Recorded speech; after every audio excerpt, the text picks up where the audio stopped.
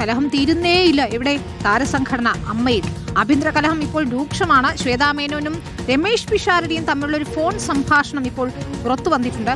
ബാബുരാജ്, സിദ്ദിഖ് തുടങ്ങിയവർ ജനറൽ കമ്മിറ്റിയിൽ മോശമായി സംസാരിച്ചു എന്നതാണ് ശ്വേത പറയുന്നത്. കമ്മിറ്റിയിൽ തങ്ങൾക്ക് അനുകൂലമായി സംസാരിക്കുന്നവരുടെ കയ്യിൽ നിന്ന് മൈക്ക് പിടിച്ചു വാങ്ങിയിട്ടുണ്ട്. മുൻ കമ്മിറ്റികളുടെ സാമ്പത്തിക ഇടപാടിൽ അവ്യക്തതയുണ്ടെന്നും കൂടിയാണ് ശ്വേത ഈ ടെലിഫോൺ സംഭാഷണത്തിൽ വെളിപ്പെടുത്തുന്നത്. എന്തിനാണ് ഈ കുറച്ച് കുറ്റാരോപിതരായ ആൾക്കാർ മാത്രം ഒച്ചയും വിളി ഉണ്ടാക്കിയത്? കൊല്ലം തുളസി അങ്കിൾ നമുക്ക് വേണ്ടി പറഞ്ഞപ്പോ അങ്കിളുടെ കയ്യിൽ നിന്ന് മൈക്ക് എന്തിനാണ് സിദ്ദിഖ വലിച്ചത്? അനൂപ് ചന്ദ്രൻ എന്തിനാ അടിക്കാൻ പോയത്?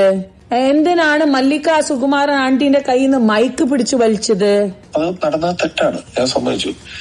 ഇവിടെ ഇപ്പൊ നമ്മൾ എന്തുകൊണ്ട് അത് സിദ്ദിഖ് മേടിച്ചു, എന്തുകൊണ്ട് ബാബുരാജ് പറഞ്ഞു, എന്തുകൊണ്ട് ഇത് ചെയ്തു എന്ന് നമ്മൾ ചോദിക്കുന്നത് പോലെ തന്നെ ഇവര് നമ്മുടെ കഴിഞ്ഞ കമ്മിറ്റിയെ പറ്റി ഇതുപോലൊരു 15 ചോദ്യങ്ങൾ ചോദിക്കുകയാണ്. ബാബുരാജ് ഏട്ടന്റെ കണക്കിൽ ഒരുപാട് കുറ്റങ്ങളുണ്ട്. നമ്മള് ഫോറൻസിക് ഇന്റർണൽ ഓഡിറ്റ് ചെയ്യണം. എന്തുകൊണ്ടാണ് ആരും ചെയ്യാൻ സമ്മതിക്കാത്തത്?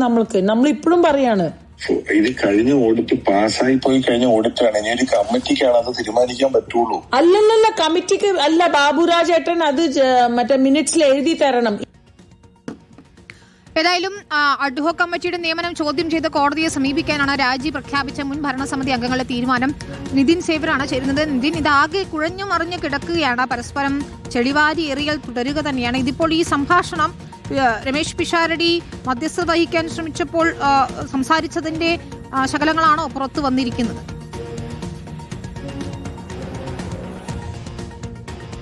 തീർച്ചയായിരിക്കും. അതായത് ഇന്നലത്തെ അഡ്ഹോക് കമ്മിറ്റി മീറ്റിംഗിന് മുമ്പ് രമേശ് പിഷാരടി ശ്വേതാ മേനോനുമായി സംസാരിച്ചപ്പോൾ ഉണ്ടായിരുന്ന ശബ്ദ സംഭാഷണമാണ് ഇപ്പോൾ നമ്മൾ കേട്ടത്. ഇത് ഈ അമ്മയെ ജനറൽ ബോഡിയുമായി ബന്ധപ്പെട്ട് നടന്ന തർക്കങ്ങളെ പറ്റിയാണ് ഇരുവരും സംസാരിക്കുന്നത്. ഒപ്പം തന്നെ തങ്ങൾക്കൊരു അവസരം കൂടി തരണമെന്ന്, അതായത് തങ്ങളുടെ കണക്കുകളും തങ്ങൾക്കുണ്ടായ തങ്ങളുടെ ഭരണകാലത്തുണ്ടായ മറ്റു കാര്യങ്ങളും തീർക്കാൻ, തങ്ങൾ നടത്തിക്കൊണ്ടുവന്നിരുന്ന പദ്ധതികൾ മുന്നോട്ട് കൊണ്ടുപോകാൻ തങ്ങൾക്കൊരു അവസരം കൂടി തരണമെന്നാണ് പറയുന്നത്. ഇതിൽ കൃത്യമായി തനിക്കെതിരെ ആരൊക്കെയാണ് നീങ്ങിയതെന്ന് അറിയാമെന്ന് പറയുന്നുണ്ട്. തനിക്കെതിരെ 9 അംഗങ്ങൾ മാത്രമാണ് ശബ്ദിച്ചത്. എല്ലാവരും തനിക്കെതിരെ ആയിരുന്നു എന്ന് എല്ലാവരും പറഞ്ഞു നടക്കുന്നു. പക്ഷേ അങ്ങനെയല്ല, 9 അംഗങ്ങൾ മാത്രമാണ്.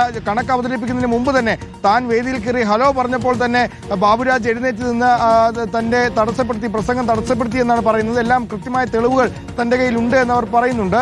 ഏതായാലും ഈ വലിയ പ്രശ്നങ്ങളിലേക്കാണ് അമ്മ പോകുന്നത്. പ്രത്യേകിച്ച് കോടതിയിലേക്ക് പോകാൻ ഒരു സംഘം ആളുകൾ തീരുമാനിക്കുന്നു. പ്രത്യേകിച്ച് ഈ ശ്വേതാ മേനോൻ പറയുന്നത് താനും തന്റെ കമ്മിറ്റിയിലെ കുറച്ചു പേരുമെന്നാണ്. അതായത് കമ്മിറ്റിയിലെ മുഴുവൻ ആളുകളും അവർക്കൊപ്പമില്ല, കമ്മിറ്റിയിലെ കുറച്ചു പേർ മാത്രമാണ് അവർക്കൊപ്പമുള്ളത്. കഴിഞ്ഞ ദിവസം ഈ രാജി പ്രഖ്യാപിച്ച ഭരണസമിതിയിലെ ഒരു സംഘം ആളുകൾ ഒരു സൂം മീറ്റിംഗ് ചേർന്നിരുന്നു. ആ സൂം മീറ്റിംഗിലാണ് കോടതിയിലേക്ക് പോകാൻ, അഡ്ഹോക് കമ്മിറ്റിയുടെ നിയമനത്തെ ചോദ്യം ചെയ്തുകൊണ്ട് കോടതിയിലേക്ക് പോകാമെന്നൊരു തീരുമാനം അവർ എടുക്കുന്നത്. ജനറൽ ബോഡിക്ക് ഒരു അഡ്ഹോക് കമ്മിറ്റിയെ വെക്കാനുള്ള അധികാരമില്ല എന്നാണ് അവർ പറയുന്നത്. പ്രധാനമായും അതിൽ പങ്കെടുത്ത 3 പേർ തന്നെ പിന്നീട് രാജി ഔദ്യോഗികമായി തന്നെ താരസംഘടനയെ അറിയിക്കുന്ന ഒരു സ്ഥിതിവിശേഷവും ഉണ്ടായി. അതുകൊണ്ട് തന്നെയാണ് തന്നോടൊപ്പം കുറച്ചുപേർ മാത്രമാണുള്ളത്, അല്ലെങ്കിൽ തന്റെ കമ്മിറ്റിയിലെ കുറച്ചുപേർ മാത്രമാണുള്ളതെന്ന് പറയുന്നത്. ഏതായാലും കോടതിയിലേക്കാണ് താരസംഘടനയുമായി ബന്ധപ്പെട്ട തർക്കങ്ങൾ പോകുന്നതെന്ന് ഉറപ്പാണ്. വിനീത, ശരി, വ്യക്തമാണ്. നിതിൻ സേവ്യറാണ് വിശദാംശങ്ങൾ നൽകിയത്.